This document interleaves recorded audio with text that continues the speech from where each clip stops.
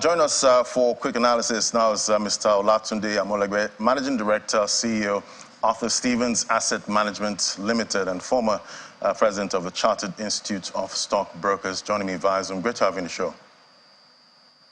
Good morning. Good morning, Ladi.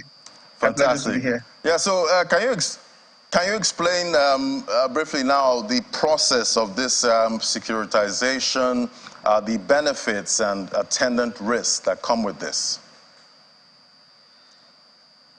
Well, typically, securitization is a financial term used for the process of putting together obligations such as loans and debts and selling them off, in the form of marketable securities.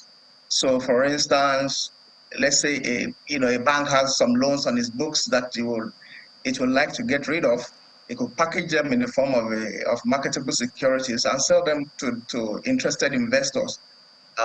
In return for liquidity, immediate liquidity. Of course, those investors that buy those securities now get exposure to the debt that have been sold off, and they can expect to earn principal and interest on the securities they bought. Now, it's not only debt that is securitized typically. You could also securitize assets that are on the books of the company.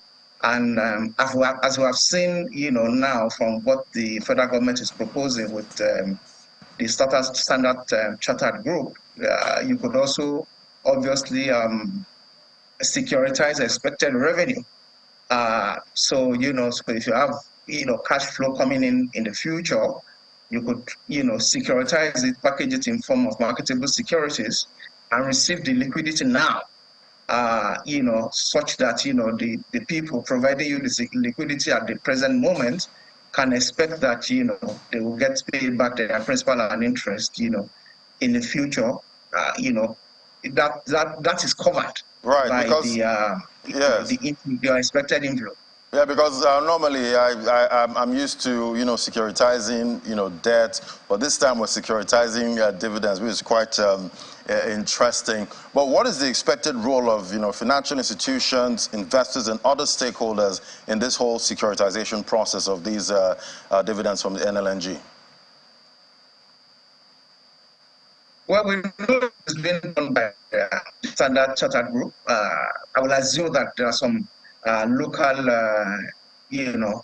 market participants that are also coming along with this, because in doing this, it is important that we also use it as an opportunity to exchange ideas and do a bit of knowledge transfer. We do not have complete information as to who exactly are the people that are going to ultimately be holding these securities at the end of the day. It could very well be that the consortium will be holding it in its books, or it could very well end up selling it on to foreign or local investors. Be that as it may, whoever the securities end up in their books will have to provide liquidity to the government immediately. And I think that is really what is important at the moment. All right, very interesting. We'll definitely keep tracking that right now. And let's see, what are your expectations for investors? How do you see them reacting to this? Do you see an oversubscription in the works? Yeah, I mean, if you look at the structure, from what I've read, the typical dividend that used to come from NLNG is something to the government is something in the region of $6 billion. But I understand that had fallen to something like $2 billion recently because of the drop in the production of oil and gas. And and that for me seems to be a conservative enough figure, such that the borrowers can feel comfortable that enough revenue is going to come in the future to cover their principal and cover their interest.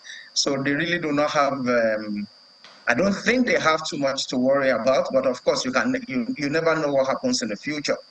For Nigeria, we get the liquidity. We're able to use it to stabilize our economy and stabilize the FX market. Right. There will always be the risk. There will always be the risk of default, unforeseen default, but that might be sometime down the line. So all in all, I think is a positive.